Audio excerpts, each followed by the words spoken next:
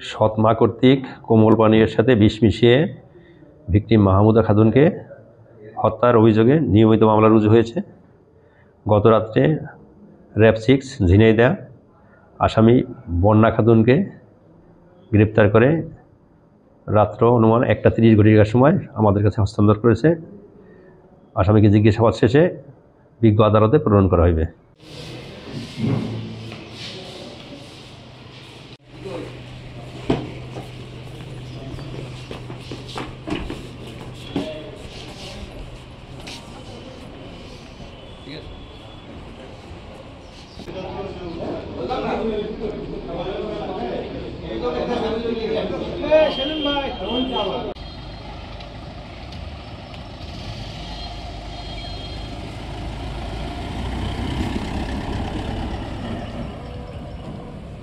টানা ৭ম বারের মতো বেস্ট টিস্যু পেপার ব্র্যান্ড হিসেবে স্বীকৃতি পেয়েছে বসুন্ধরা টিস্যু।